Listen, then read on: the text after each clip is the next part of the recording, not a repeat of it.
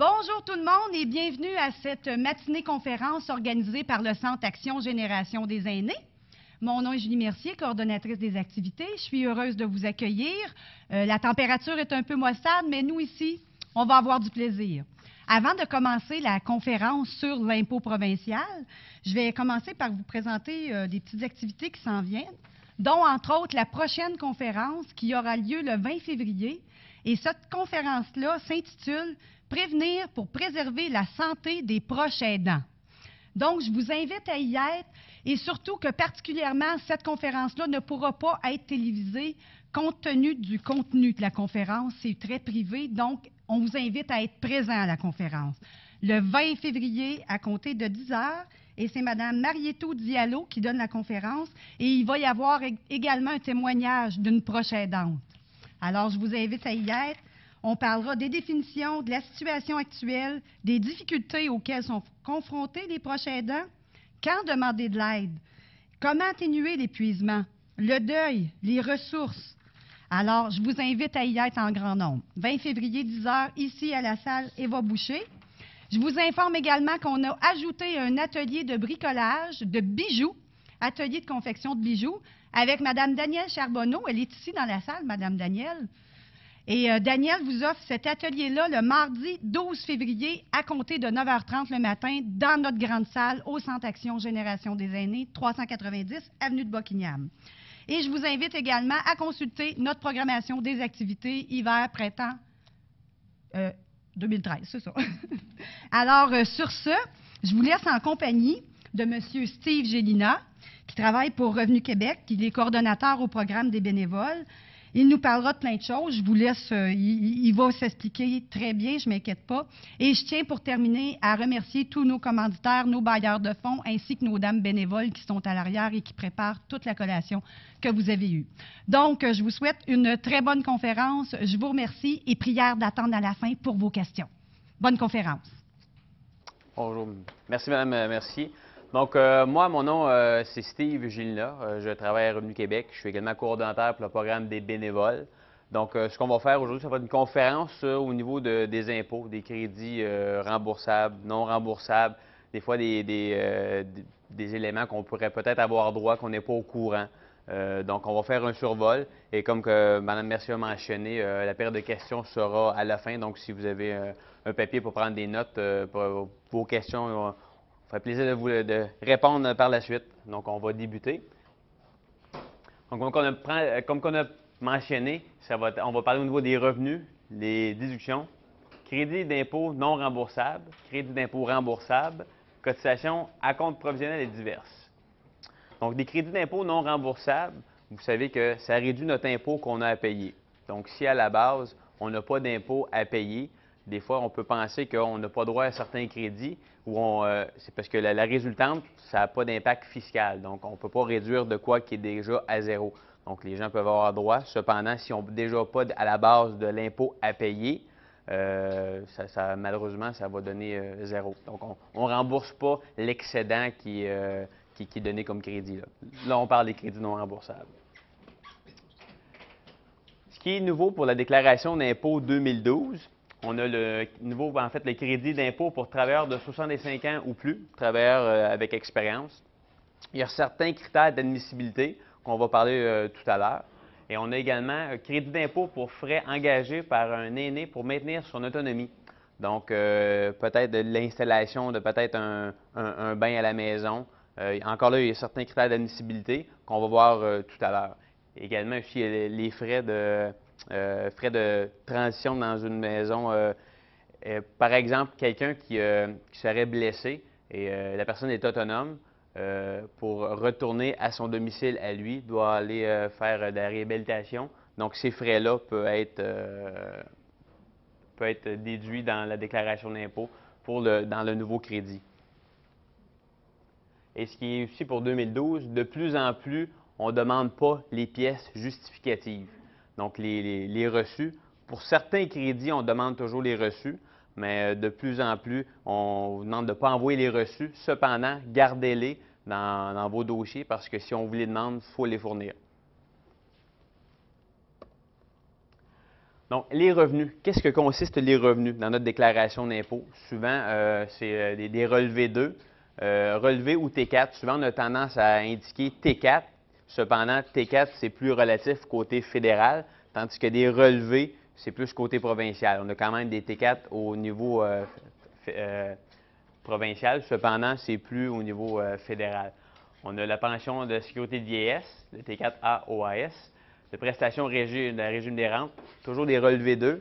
Et on a également, au niveau des REER, qui sont des relevés 2 ou des FER, oui, des revenus de dividendes, des relevés 3, des relevés d'intérêt, des relevés 16 que vous pourriez avoir, qui sont des revenus. Comme on a mentionné, les relevés d'intérêt, les relevés 3, relevés 16. On a également comme revenu du gain en capital. Ça, c'est si on a une demeure ou on a un bien, on a une deuxième demeure secondaire qu'on vend, on appelle ça du gain en capital. Donc, ça, c'est des revenus. Si on a un bloc appartement et on loue des logements, c'est du revenu locatif. Revenu d'entreprise, si on est travailleur autonome, c'est des revenus d'entreprise, toujours là dans les revenus. Et d'autres revenus imposables qu'on pourrait avoir des subventions de recherche ou des bourses d'études. Des retenues à la source. Vous pouvez vous demander soit à la Régie des rentes de vous prélever plus d'impôts à la source. Puisque souvent, il n'y en a pas beaucoup d'enlevés. Donc, vous arrivez à la fin de l'année, vous avez de l'impôt à payer. Et dans certaines situations, si le montant est assez substantiel, ça peut vous causer de payer des acomptes provisionnels. Donc, lorsque vous arrivé au seuil de 1 800 $ d'impôt à payer, vous devez faire des paiements trimestriels, mars, juin, septembre, décembre, ce qu'on appelle les acomptes provisionnels, qui est payé son impôt à l'avance. Donc, on peut demander aux différents paliers de gouvernement où on reçoit les argents, comme la Régie des rentes. C'est un formulaire à remplir, vous pouvez les appeler pour prélever plus de retenues à la source. Là. Si ce n'est pas déjà fait ou si ce n'est pas le cas, si vous voyez que vous payez plus d'impôts à la fin de l'année. C'est une solution qui peut être envisagée. Là. On a également le fractionnement de revenus de retraite. C'est depuis 2007 qu'on peut faire un fractionnement. On peut également le demander directement à la pension, puisqu'on peut le faire également sur la déclaration d'impôt en remplissant l'annexe Q. Puis le fractionnement, le maximum qu'on peut fractionner, c'est 50 %. Puis on peut fractionner un pourcentage différent à Revenu Canada, comparativement à Revenu Québec. Donc, on peut demander 40 % comparativement à 50 % à Revenu Québec. Donc, il y a certains revenus qui ne peuvent pas être fractionnés, tout dépendamment de l'âge. À compter de 65 ans et plus, les revenus admissibles, on a des prestations d'un régime de retraite, prestations périodiques d'un REER, d'un FER, la rente d'étalement ou une rente ordinaire. À 64 ans et moins, les revenus qui sont admissibles, on a une prestation de régime de retraite. Les autres prestations de rente et revenus reçus en raison du décès du conjoint. Donc, au niveau des REER et FER, en bas de 65 ans, c'est seulement lorsque le conjoint décède pour être admissible pour le fractionnement. Donc, le fonctionnement, ce qui est important lorsqu'on fractionne un revenu de retraite avec notre conjointe, pas dans toutes les situations que ça peut être avantageux. Idéalement, c'est lorsque un conjoint a des revenus de pension et la conjointe en a moins ou pas, là, ça peut être avantageux. Puis, il ne faut pas oublier, lorsqu'on transfère, exemple, on va prendre un chiffre qui est 20 000 $ de revenus de retraite, on transfère 50 % qui est 10 000 $. Il faut également transférer le montant des retenues à la source de l'impôt également là, à la personne. Donc, la personne qui a moins de revenus, qui est la conjointe qui n'avait pas de revenus de pension, on y rajoute un montant. Donc, il faut également rajouter en proportion le montant de retenue à la source dans la déclaration d'impôt. Il faut faire l'exercice pour voir si c'est avantageux. Les avantages que ça pourrait y avoir, on parle de peut-être changer de taux d'imposition, 16, 20 ou 24 %. Donc, il faut vraiment faire l'exercice. Puis, au niveau des acomptes provisionnels, parce que si, exemple, vous payez 2 000 $ d'impôt, vous faites le fractionnement, vous payez 1 200 $ d'impôt. Vous dites, mais je ne suis pas admissible à faire des acomptes provisionnels, je suis en bas de 1 800 $. Malheureusement, on n'en tient pas compte.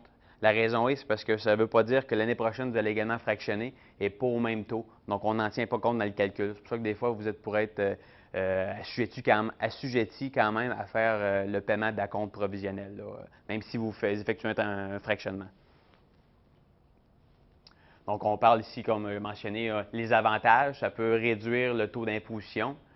Donc, et chaque personne est admissible au crédit d'impôt non remboursable pour le revenu de retraite. Donc, à l'annexe B de la déclaration d'impôt, lorsqu'on a des revenus de retraite, annexe B, c'est des crédits d'impôt non remboursables. Donc, vous pourriez avoir droit à un crédit. Donc, si vous n'avez déjà pas à la base un revenu de retraite en tant que conjoint, votre conjoint vous transfère un revenu de retraite, vous pourriez avoir droit au crédit.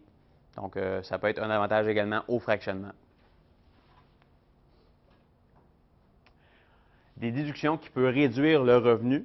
On a le REER, qui est à la ligne 214 de la déclaration d'impôt. Ensuite, on a des frais financiers, si on a des placements ou quoi que ce soit, des frais financiers qui pourraient réduire le revenu qu'on a. On a des pertes en capital. Encore là, c'est si on a fait une vente d'un immeuble ou d'un bien, comme on a mentionné tantôt, mais au niveau de la valeur marchande, on l'a vendu en bas, donc c'est une perte en capital qui peut être reportée, donc ça peut réduire le revenu également. Et comme on a mentionné, déduction pour les gains et pertes en capital. Crédit d'impôt non remboursable. Comme je l'ai mentionné tantôt, c'est des crédits d'impôt qui réduisent l'impôt à payer. Donc, on a le montant de base personnel qui est à la ligne 350, qui est environ, je crois que c'est 10 950 Par la suite, on a, en raison de l'âge, on a l'annexe B que j'ai mentionné tantôt. On remplit l'annexe B. Par la suite, on a le montant pour revenu de retraite qui venait que la personne pourrait recevoir si elle a un montant de revenu de retraite. Montant pour personne vivant seule. Ce qui est important de mentionner pour ce crédit-là, ce volet-là, il faut vraiment avoir vécu seul pendant toute l'année. Donc, vraiment, là, seul pendant toute l'année pour avoir ce montant-là. Et on a également à la ligne 376, montant pour déficience grave et prolongée des fonctions mentales ou physiques. Pour cette information, pour avoir ce crédit-là, on doit avoir, j'ai mis le formulaire à l'arrière, c'est un formulaire qui doit être rempli par le médecin qui doit attester que vous avez une attestation de déficience physique ou mentale, soit temporaire ou permanent. Si c'est temporaire, il va y avoir une date de réévaluation. Donc, c'est un crédit qui peut être versé là, à la ligne 376 là, de la déclaration d'impôt. Encore là, qui réduit l'impôt à payer. Donc, l'important, c'est d'avoir le formulaire en question, qui est le TP 752.0.14. J'en ai emmené des exemplaires à l'arrière. D'autres frais, bien en fait, pas de frais, de crédit d'impôt non remboursable, on a les frais médicaux. Donc, à la ligne 381, toujours de l'annexe B. Des frais de scolarité transférés par un enfant. Les lignes 300, c'est des crédits d'impôt non remboursables. On a le crédit pour travailleurs de 65 ans et plus, qu'on va voir tantôt. Ça va être, on doit faire une grille de calcul qui est rajoutée à la déclaration d'impôt. On doit faire le calcul, voir la résultante, voir si ça nous donne un montant d'argent. On a également les dons de bienfaisance, qui peut également être reportés 5 ans dans le futur. Et on a aussi le crédit pour dividendes. Et également le crédit pour des contributions à des partis politiques autorisés du Québec, donc provinciaux et municipaux. Maximum de 465 qui peuvent également être des crédits d'impôt non remboursables. Dans les frais médicaux qui pourraient avoir, qui pourraient être admissibles, on a les frais dentaires, frais médicaux. L'important pour les frais médicaux, il doit être prescrit par un professionnel de la santé. Et dans les frais médicaux, ce qui peut être également admissible, ce qu'on ne pense pas, c'est la cotisation d'assurance médicaments du Québec. Ça, on peut mettre ça dans les frais médicaux. Donc, c'est la cotisation d'assurance médicaments du Québec, c'est la ligne 447 de la déclaration d'impôt. Lorsqu'on atteint l'âge de 65 ans, si on avait une assurance privée, dans plusieurs des cas, l'assurance privée devient une assurance complémentaire. Donc, n'est pas premier payeur pour payer les médicaments. Et c'est la loi d'avoir une assurance médicaments.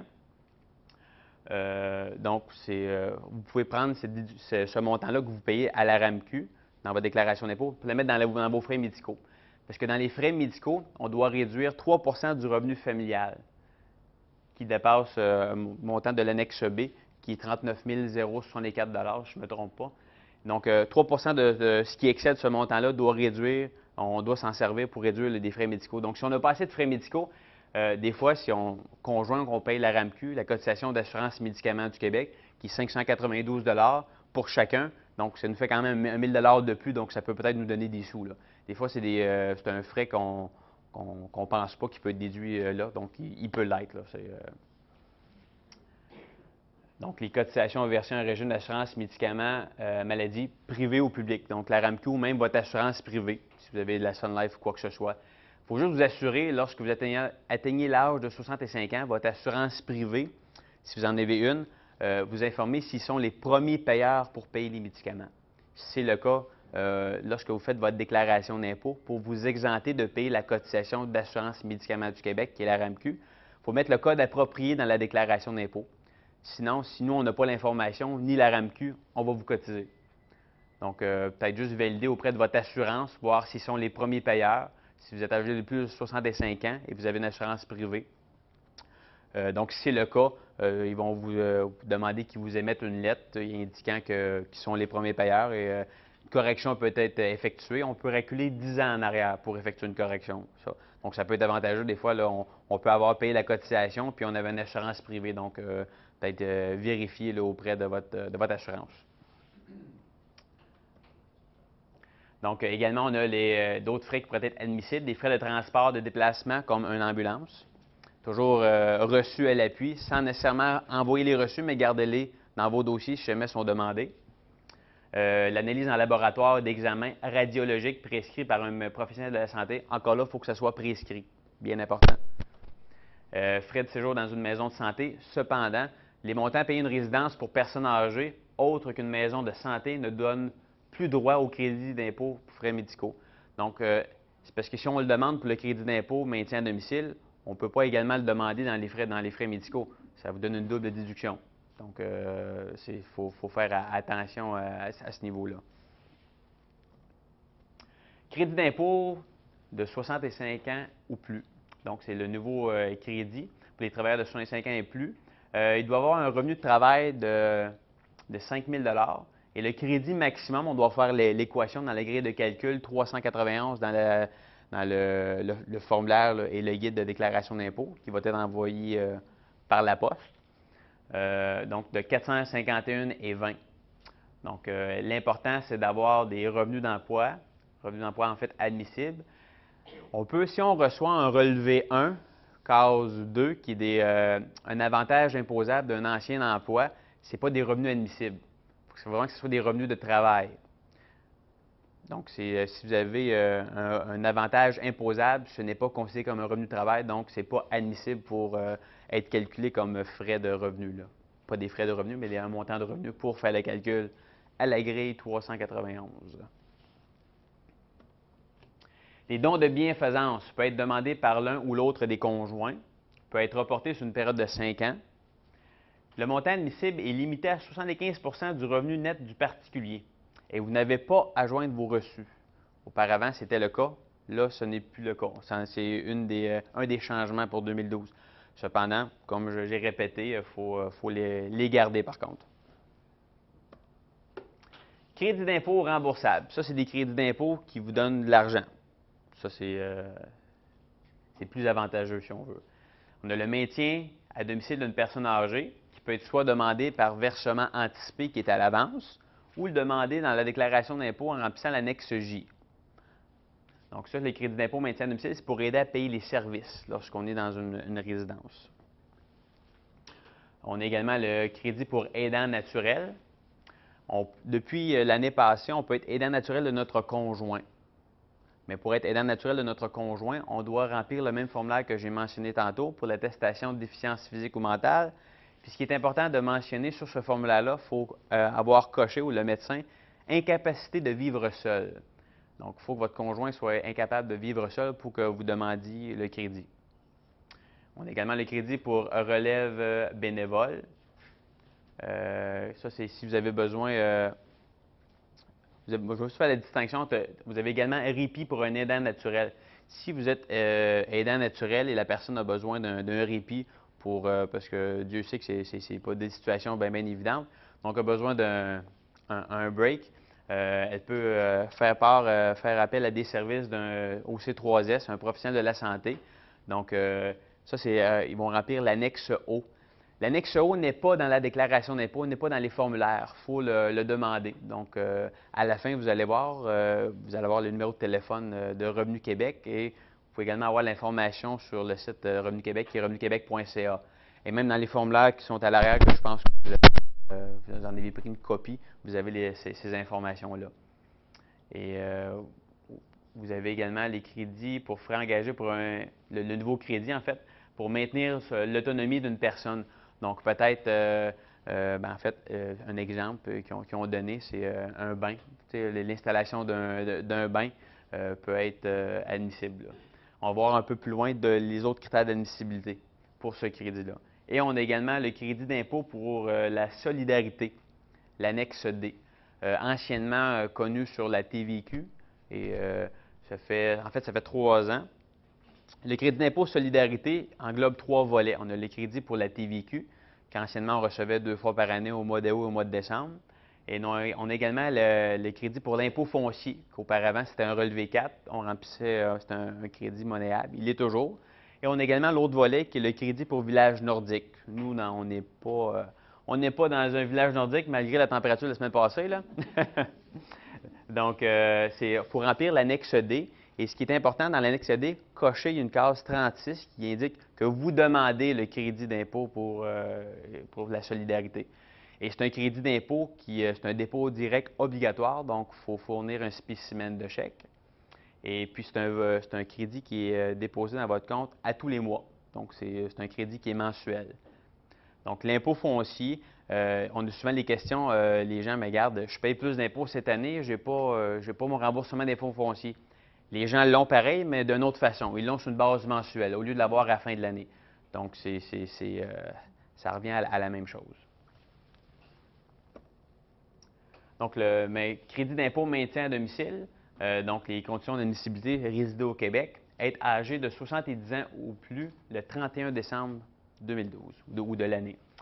Pas d'obligation de demander des versements anticipés pour réclamer le crédit. Vous pouvez soit demander, comme j'ai mentionné, par versement anticipé qui est à l'avance, ou de demander dans la déclaration en remplissant l'annexe J. Et les services admissibles, on doit se fier en fait à l'annexe au bail. Donc, c'est avec la résidence, les services il y a un pourcentage qui est donné selon les services que la personne reçoit. 1, 2 ou 3 repas, services de buanderie, soins infirmiers. Donc, c'est des services. Et également, si la personne est non autonome, c'est un pourcentage de 10 de plus qui est ajouté au montant. Donc, également, si on est dans un logement ou un condominium, on peut également avoir droit au crédit si on a 70 ans et plus. Cependant, le crédit à la base pour aider à payer les services. Donc, en logement, on n'en a pas de service, ou pratiquement pas. Donc, on peut quand même avoir droit au crédit. Le maximum, c'est 600 divisé, ça revient environ à 9 par mois, parce qu'avec le pourcentage, donc il n'y a pas beaucoup de services. Condominium, c'est le syndicat de copropriété qui vont établir dans les frais de condo la partie qui est pour les services. Donc, de là, le calcul va se faire. Il faut juste vous informer au niveau des formulaires qui sont différents pour si vous êtes en résidence, si vous êtes en votre résidence à vous, si vous êtes en condo, les formulaires pour le crédit d'impôt maintien à domicile sont différents. Vous l'avez dans le guide qui est mentionné à l'arrière. Donc, les services admissibles, comme on a mentionné, on a service d'aide à la personne, service d'entretien et d'approvision. Si on a à notre domicile, service de déneigement, tonte de gazon, nettoyage, tout service qui donne une plus-value à la demeure n'est pas un service admissible. Exemple, changement de fenêtre, changer de toiture, peinture. Ce n'est pas des services qui sont admissibles parce que ça donne une plus-value à la maison. Donc, c'est vraiment là pour vraiment aider. Là, ce qu'on voit autour de la maison au printemps, là, à l'automne, le raclage des feuilles, le tonte de gazon, la neige, c'est des services lorsqu'on est à notre domicile à nous, ou le nettoyage de printemps, là, par exemple. Puis, au niveau du calcul du crédit, c'est 30 %, mais en 2013, ce qu'on rembourse, c'est 31 %, 2014, 32 jusqu'à 2017, qui va être 35 %. Là. Et puis, on doit réduire si notre revenu familial est plus de 53 465 ensuite, c'était pour 2012. On réduit la différence du crédit. Cependant, pour 2013, si on a un de nos conjoints qui est non autonome, le maximum, il n'y a pas de maximum, il n'y a pas de réduction. Donc, si on a un des conjoints qui est non autonome, la réduction, on n'en tient pas compte. C'est nouveau, ça va être pour 2013, ça.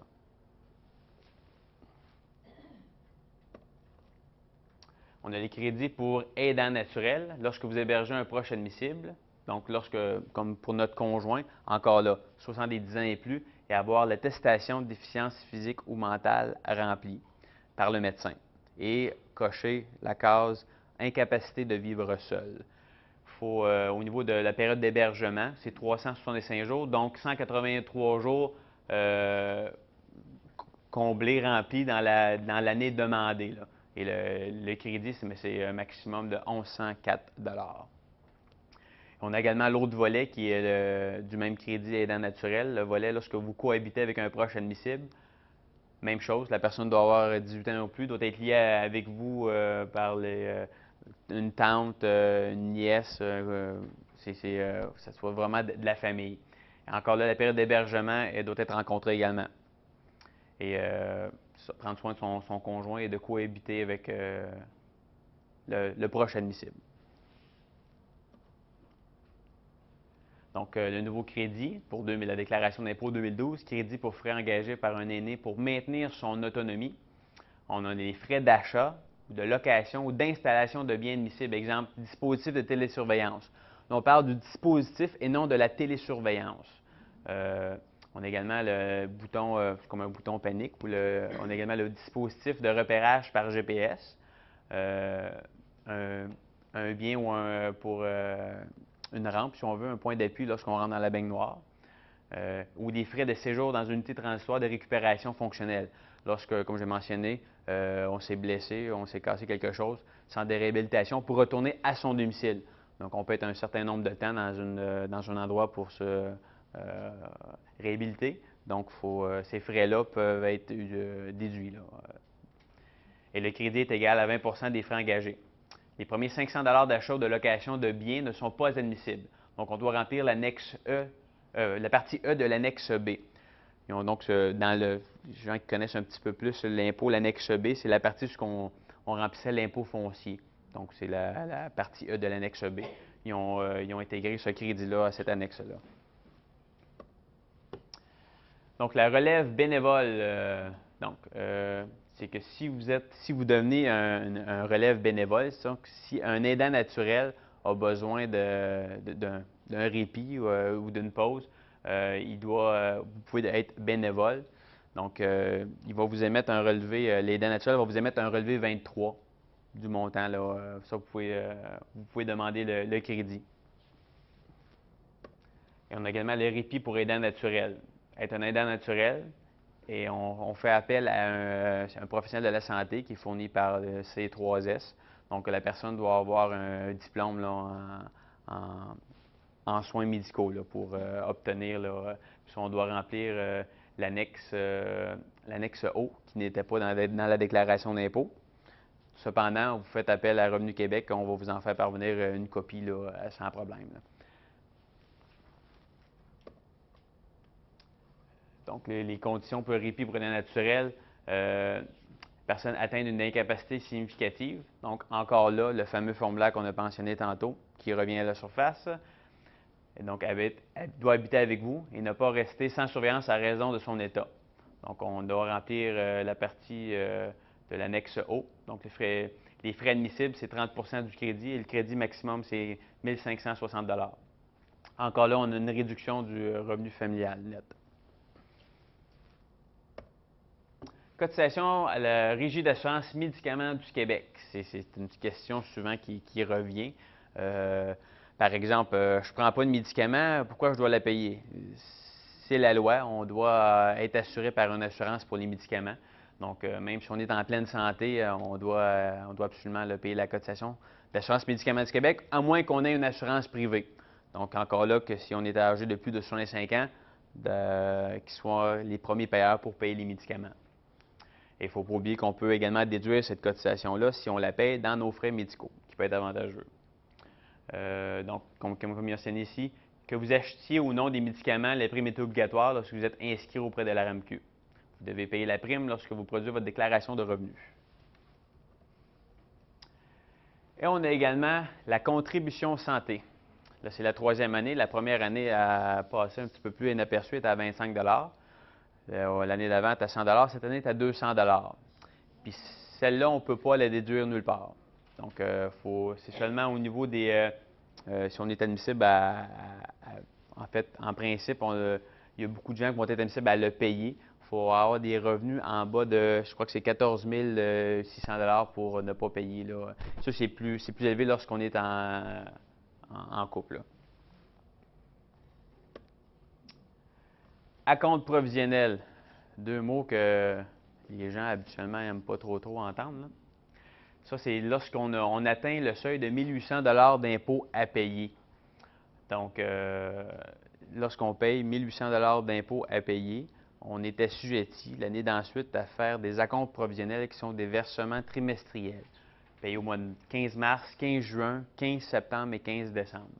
On se base sur les 2 dernières années, puis on ne tient pas compte du fractionnement, comme j'ai mentionné tantôt.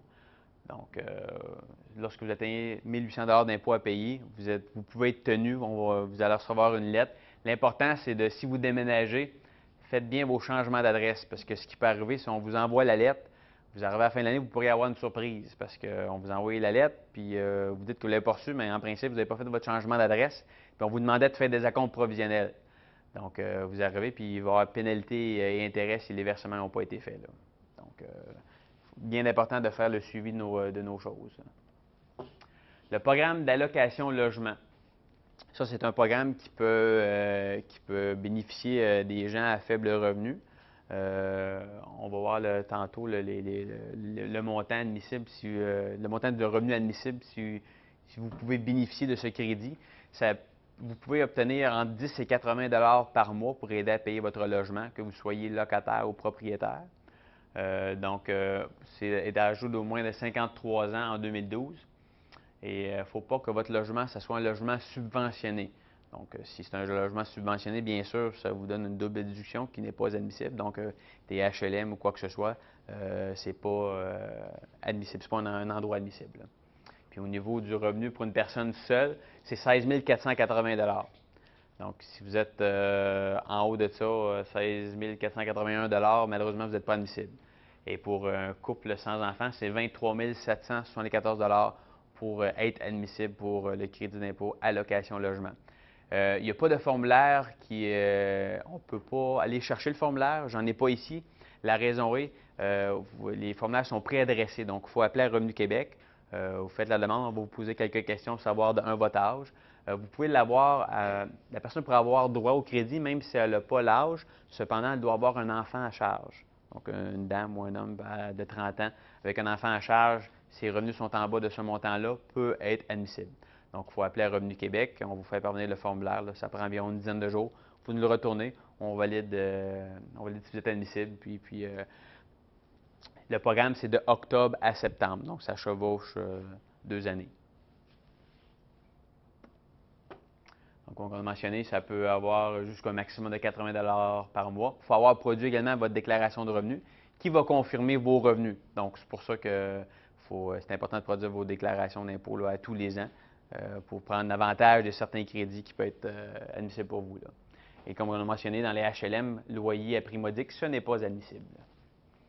Et le crédit d'impôt solidarité, comme on a mentionné, qui englobe les crédits là, TVQ, impôts fonciers et le crédit pour village nordique. Donc, on mentionne que l'admissibilité 18 ans et plus, et le particulier admissible doit être citoyen du Québec et consentir au dépôt direct, qui est bien important. Et le programme des bénévoles. Moi, je suis coordonnateur pour le programme des bénévoles. Moi, ma tâche, c'est de faire à chaque année, en fait, on voit les organismes, puis il y a des bénévoles qui produisent des déclarations d'impôts pour une clientèle à faible revenu. Donc, les montants pour... je vais vous mentionner ça. Pour une personne seule, c'est 20 000 lorsque ses revenus sont en bas de 20 000 peu importe l'âge, peut avoir droit au service du programme des bénévoles. Donc, les organismes, ici, je crois que c'est Mme Lise Bellan, qui est au 390 avenue Buckingham. Donc, puis pour un couple, c'est 26 000 Donc, les organismes pour... il y a peut-être, je crois, un frais de 10 ou 15 là, pour faire les impôts parce qu'il y a des frais de photocopie ou de crayon qui peut être engagé, bien sûr. Donc, c'est un programme, même si vous ne pourriez pas en bénéficier, on connaît tous quelqu'un qui pourrait peut-être en bénéficier des fois, là, donc ça peut être bénéfique là, pour les gens.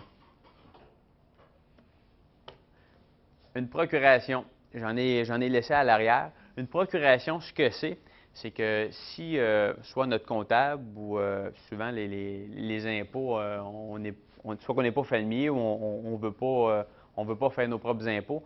Donc, pour qu'une personne soit transmette ou ait de l'information sur votre dossier, il doit y avoir une procuration. Donc, une procuration, c'est un formulaire qui s'appelle MR69. Sur le même formulaire, vous avez deux options. Autorisation ou procuration. La différence. Autorisation, c'est que vous donnez l'autorisation à une tierce personne à avoir accès à vos informations. Procuration, c'est avoir accès aux informations et également faire des changements. Donc, c'est valide pour une période de 3 ans ou à moins que vous pouvez indiquer sur la procuration que vous voulez que ça dure moins longtemps que ça. Et vous pouvez également mentionner sur le formulaire, vous voulez que ça touche seulement une certaine année ou un certain volet de la déclaration d'impôt. Et puis, vous avez également pour le crédit d'impôt maintien à domicile, pour les personnes qui s'occupent de ces gens-là qui veulent recevoir soit le courrier ou qui veulent recevoir là, de l'information, c'est le MR69 MD, donc maintien à domicile.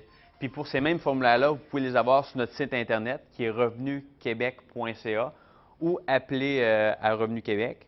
Et dans la région de Gatineau, le bureau de Revenu Québec, vous pouvez également passer en personne.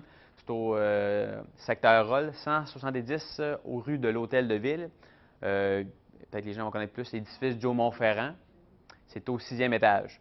Donc, on est ouvert du lundi au vendredi de 10h à 16h30. Donc, on a tous les formulaires là. Puis, on a des agents qui peuvent également vous accueillir pour vos questions ou quoi que ce soit. Donc, si des fois au téléphone, ça peut être un peu plus long, vous pouvez toujours vous présenter en personne, puis ça va faire plaisir là, aux gens de répondre à vos questions. Gênez-vous pas, si vous avez des questions, là, on est là pour ça. Donc, au niveau, voici le numéro de téléphone de Revenu Québec et le site Internet. Donc, c'est le 1-800-267-6299. Et on a également l'autre palier de gouvernement qui est Revenu Canada, qui est au 1-800-959-7383. Là-dessus, je vous dis merci et bonne déclaration d'impôt 2012. Merci beaucoup. Oui, vous pouvez applaudir, M. Gélina. C'était une très belle présentation. On vous invite à rester. Il va y avoir la période de questions. Donc, juste pour conclure, merci aussi à la télévision communautaire d'être parmi nous et de filmer nos conférences. Et on vous attend à la prochaine conférence le mercredi 20 février à compter de 10 heures. On va parler des proches aidants et comment subvenir à les aider pour pas qu'il y ait d'épuisement. Donc, à la prochaine.